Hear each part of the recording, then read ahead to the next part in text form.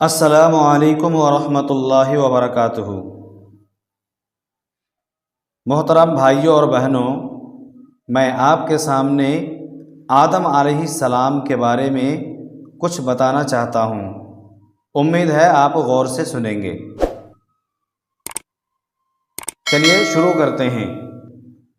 اور جب اللہ تعالیٰ نے فرشتوں سے کہا میں زمین میں خلیفہ بنانے والا ہوں، تو فرشتوں نے کہا ایسے شخص کو کیوں بنائیں گے جو زمین میں فساد کرے اور خون بہائے؟ ہم تو تیری تسبیح اور پاکیزگی بیان کرنے والے ہیں۔ اللہ تعالیٰ نے فرمایا جو میں جانتا ہوں تم نہیں جانتے۔ اللہ تعالیٰ نے آدم علیہ السلام کو کالی اور سڑی ہوئی کھنکھناتی مٹی سے پیدا کیا، اور اس سے پہلے جن کو لو والی آگ سے پیدا کیا تھا۔ اللہ تعالیٰ نے آدم علیہ السلام کو مکمل کر کے اس میں اپنی روح پھونک دی، اور اللہ تعالیٰ نے آدم علیہ السلام کو تمام چیزوں کا نام سکھا کر ان تمام چیزوں کو فرشتوں کے سامنے پیش کیا اور فرمایا ان چیزوں کا نام بتاؤ اگر تم سچے ہو۔ فرشتوں نے کہا اے اللہ تعالیٰ تیری ذات پاک ہے، ہمیں تو صرف اتنا ہی علم ہے جتنا تو نے سکھا رکھا ہے، پورے علم و حکمت والا تو تو ہی ہے۔ اللہ تعالیٰ حضرت آدم علیہ السلام سے فرمایا تم ان چیزوں کا نام بتاؤ۔ آدم علیہ السلام نے ان تمام چیزوں کا نام ایک ایک کر کے بتا دیے۔ تو اللہ تعالیٰ نے فرمایا میں نے تمہیں کہا تھا کہ میں ہی آسمان اور زمین کا غیب جاننے والا ہوں، اور میں یہ بھی جانتا ہوں جو تم ظاہر کرتے ہو اور چھپاتے ہو۔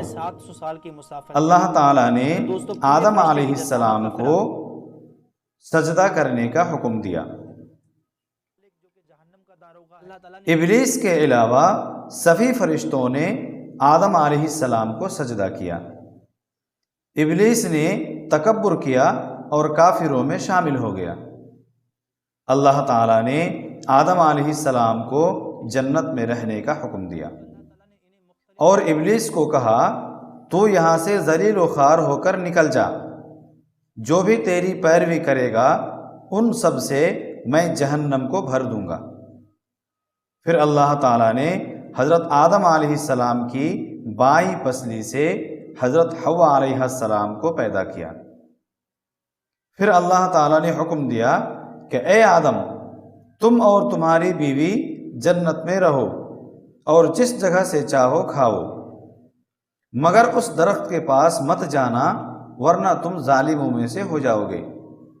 پھر شیطان نے آدم اور حوا علیہ السلام کے دلوں میں وسوسہ ڈالا تاکہ ان دونوں کی شرمگاہیں جو ایک دوسرے سے پوشیدہ تھی دونوں کے روبرو ہو جائے، اور کہنے لگا تمہارے رب نے تم دونوں کو اس درخت سے اس لیے روکا ہے کہ تم دونوں کہیں فرشتہ نہ بن جاؤ اور ہمیشہ زندہ رہنے والوں میں سے نہ ہو جاؤ۔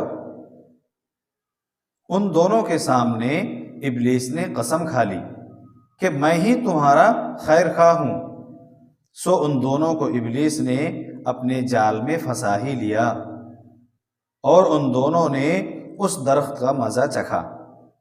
اب ان دونوں کی شرمگاہیں ایک دوسرے کے روبرو بے پردہ ہو گئیں، دونوں اپنے اوپر جنت کے پتے جوڑ جوڑ کر رکھنے لگے۔ اللہ تعالیٰ نے ان دونوں کو پکار کر کہا تم دونوں کو اس درخت سے منع نہیں کیا گیا تھا، اور یہ نہ کہا گیا تھا کہ شیطان تمہارا صریح دشمن ہے؟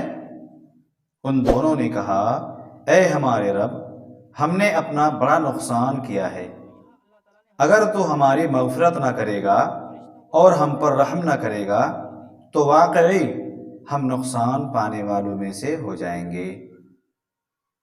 والسلام علیکم ورحمۃ اللہ وبرکاتہ۔